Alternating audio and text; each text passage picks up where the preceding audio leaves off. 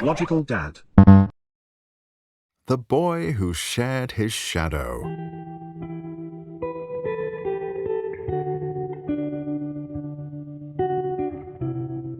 In a poor town where people struggled to get by, kindness was a rare thing.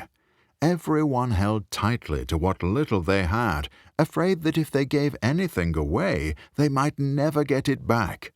People passed each other on the streets without a second glance, too focused on their own troubles to stop and help. Rami had lived there all his life.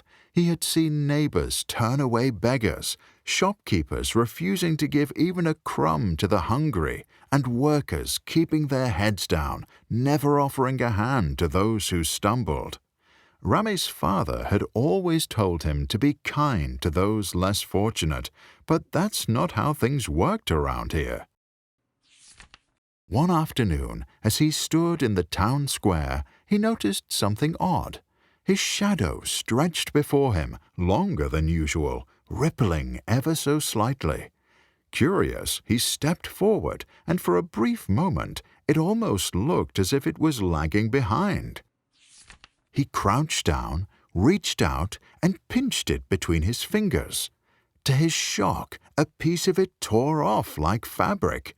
He held it up, staring at the floppy, weightless strip in his hands. Before he could make sense of it, a frail old man walked past, shivering in the cold. Without thinking, Rami handed him the piece of shadow. As soon as it touched the man's shoulders, it melted into thick wool, wrapping him in warmth. Rami's mouth fell open. The man clutched the coat and let out a shaky breath. "Bless you, boy," he murmured before shuffling away.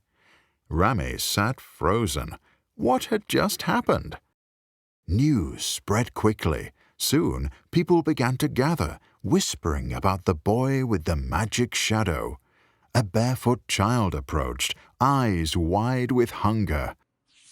Hesitantly, Rami tore another piece. The moment it left his hands, it transformed into a warm loaf of bread.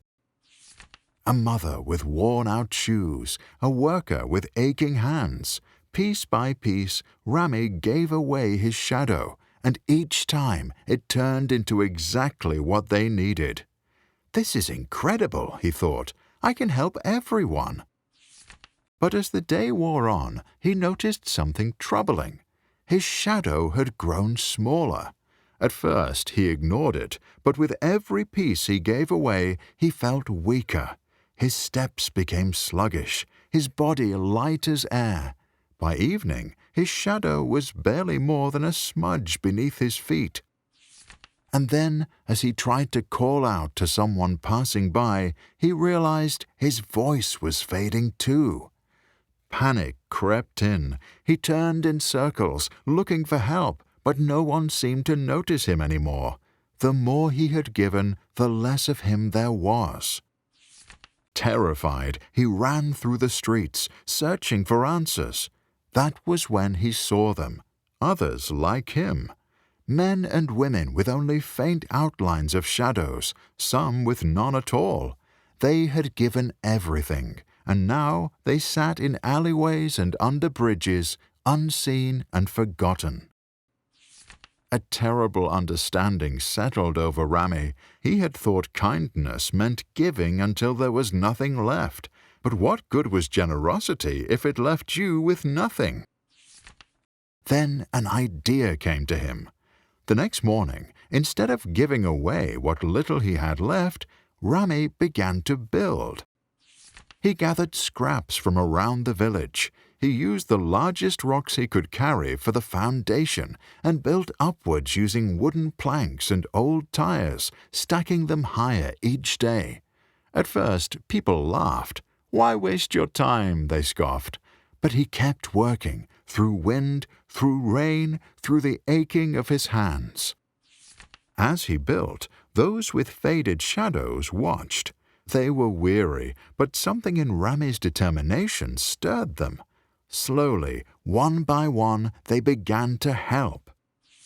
Days passed, then weeks. Slowly, a tall tower took shape, and when the sun rose behind it, its shadow stretched across the town.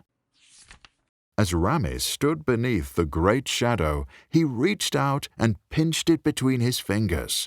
To his amazement, the shadow of the tower tore away just like his own once had. The tower's shadow could be shared, and this time there was plenty to go around.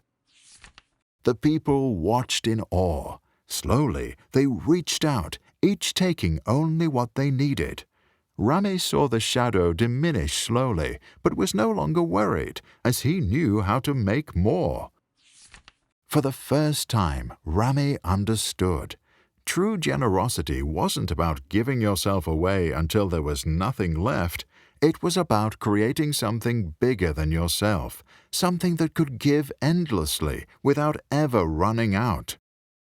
And so, under the endless shade of the tower, the town flourished, not by taking, but by building, not by losing, but by growing.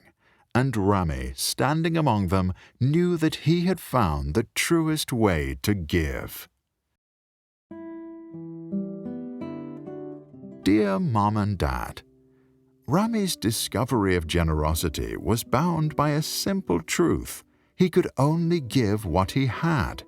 But when he reached his limits, he realized that to continue helping others, he needed to create and contribute first. This mirrors real life. True generosity comes from what we produce, not from simply redistributing what belongs to others. In life, true generosity isn't just about giving, it's about building. A person who constantly gives without replenishing will eventually have nothing left. But someone who creates, whether it's a business, a skill, or employment, can provide for others again and again. Rami didn't stop giving, he just found a way to do it that wouldn't leave him empty.